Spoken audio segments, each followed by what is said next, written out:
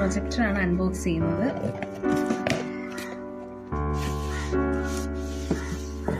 Smart പ്രൊജക്ടറാണ്.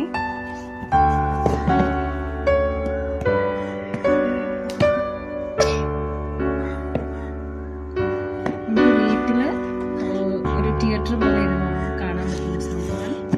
So നമുക്കിത് unbox ചെയ്ത് നോക്കാം.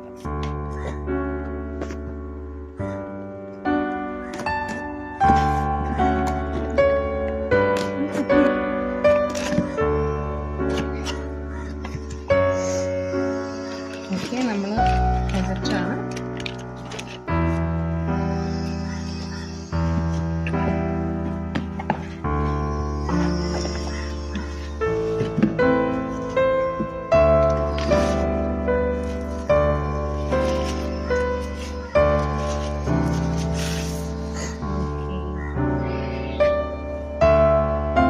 ഇതാണ് നമ്മുടെ പ്രൊജക്ടർ. നമുക്കിനി ഇത് ഓൺ ചെയ്ത്